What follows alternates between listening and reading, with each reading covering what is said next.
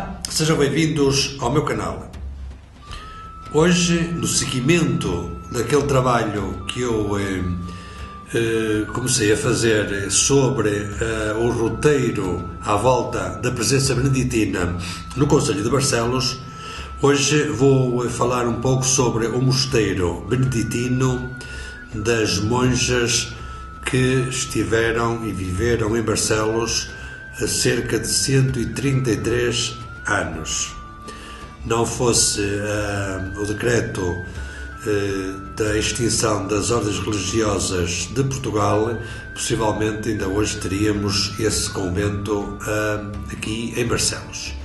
Bom, como sei que há muitas pessoas que talvez não se tenham percebido da presença deste fabuloso mosteiro, do qual ainda hoje resta uma parte que é uma verdadeira pérola dentro da nossa arquitetura em Barcelos, que é precisamente a Igreja do Terço.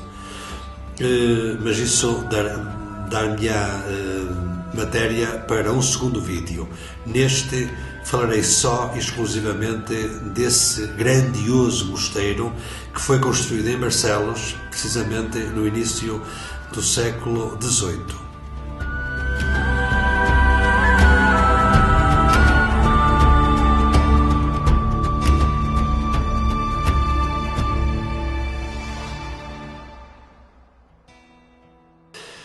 Porquê é que se construiu o mosteiro desta envergadura em Barcelos, concretamente no início do século XVIII? A resposta deve-se precisamente à necessidade que surgiu em construir um mosteiro para substituir o antiquíssimo mosteiro de Monção. Resumidamente, e de uma forma muito simples, depois da independência de Portugal, que celebramos ainda há pouquíssimo tempo, portanto no dia 1 de dezembro de 1640, como sabemos, houve uma série de guerras entre Portugal e Espanha e o rei português foi obrigado a criar novas fortificações, concretamente naquelas vilas junto às fronteiras. E uma dessas vilas era precisamente Monção. E como o convento das Beneditinas estava fora das muralhas, D. Pedro II resolveu, pois, retirar daí as monjas beneditinas, enviá-las para Braga, para depois ir ocupar um novo mosteiro, enquanto ele, possivelmente com as pedras desse mosteiro, pois, criou uma nova muralha para defender a vila de Monção. O lugar escolhido para a construção deste convento foi precisamente Barcelos. O então arcebispo primaz de Braga, D. Rodrigo de Moura Teles, escolheu Barcelos talvez por dois motivos. Por um lado, porque a igreja possuía nessa vila um terreno que anos antes uma família barcelense que vivia em Coimbra cedeu para a igreja.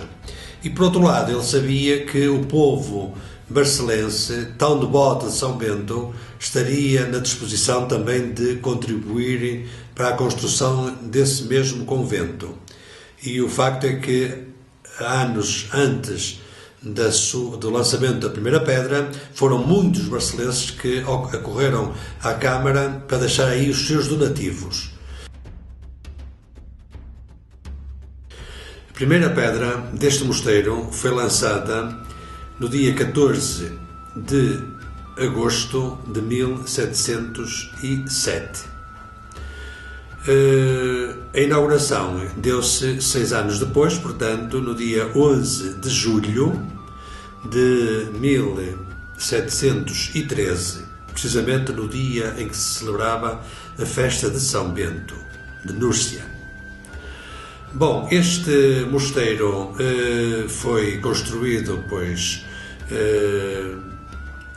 num curto espaço de tempo, mesmo assim ficou uma obra grandiosa e bastante cara. Portanto, segundo os entendidos, custou a obra uns 40 contos, que na altura era muito dinheiro. Como já dissemos, essa fatia, portanto, esse dinheiro foi pago pelo Estado e uma parte também pelos habitantes de Barcelos. Bom, este mosteiro, como se pode ver numa planta que está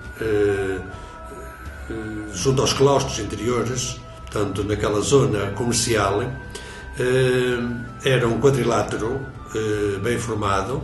Segundo a memória que todos citam, era um quadrilátero prolongando-se pelo Campo dos Touros, hoje 5 de outubro, onde era a portaria do convento e a porta do carro para a cerca. Para cima, as janelas das celas e corredores, flanqueando todo o lado nascente deste campo.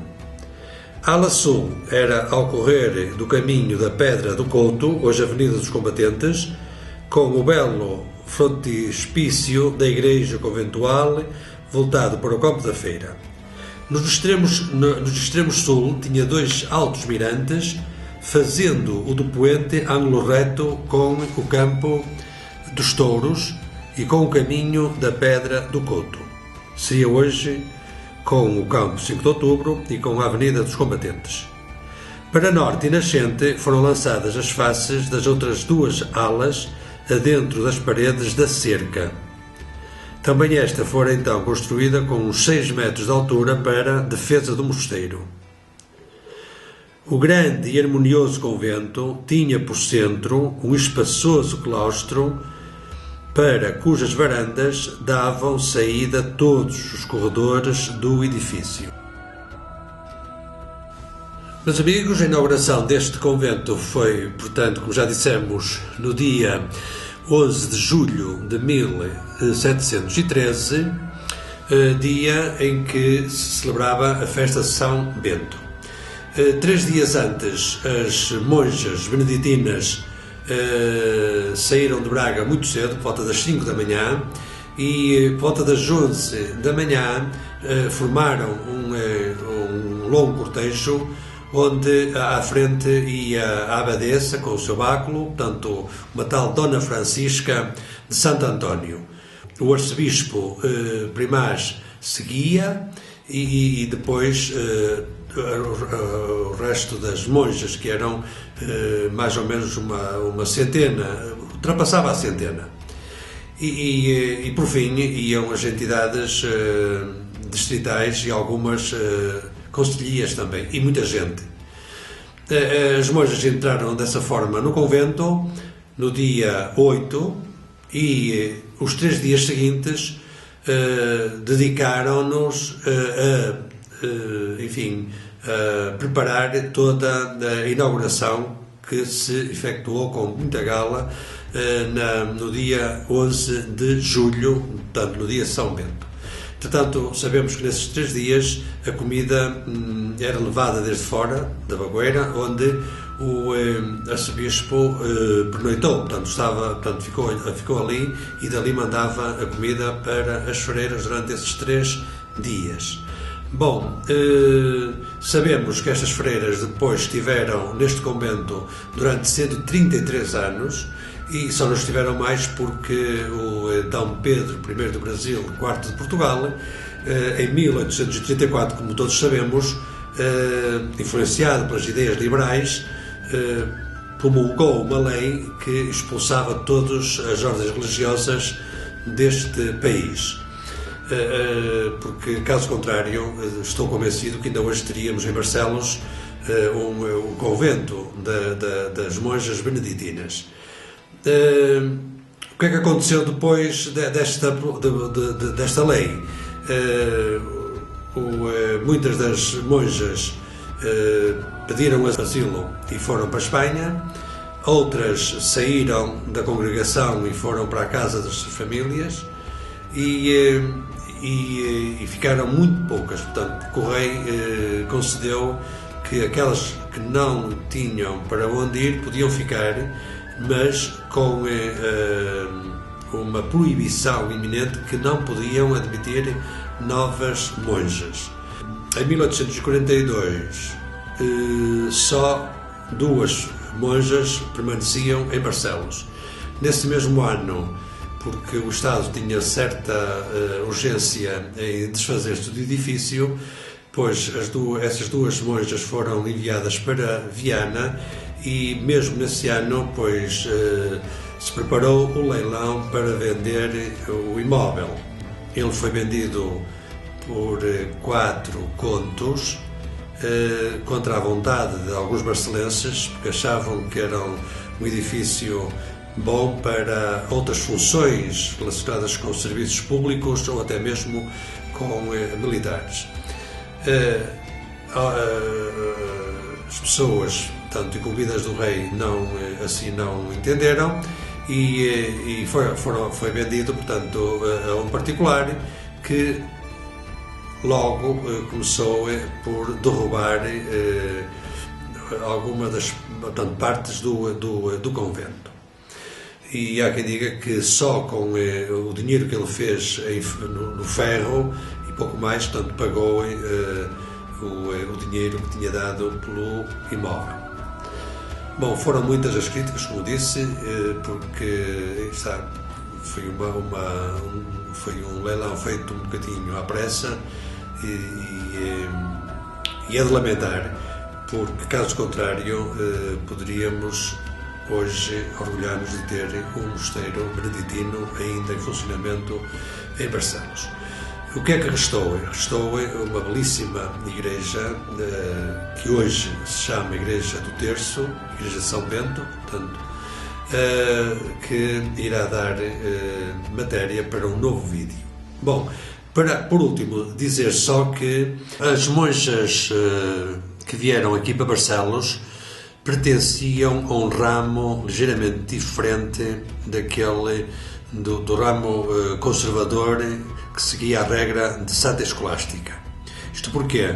Porque no século XIV, Santa Gertrudes, que viveu com as beneditinas desde os 5 anos, fez a reforma da ordem, adaptando-a melhor aos tempos que corriam, imprimindo-lhe ainda mais fervor com a inovação da solene adoração eucarística permanente. O que é que faziam, portanto, estas monjas no convento? Pois, fundamentalmente, como vimos, dedicavam-se à oração e ao trabalho. Ora et labora. Na oração, pois havia muitas horas que elas dedicavam à meditação e à adoração. Para além disso, certamente que tinham os trabalhos que davam para o seu sustento.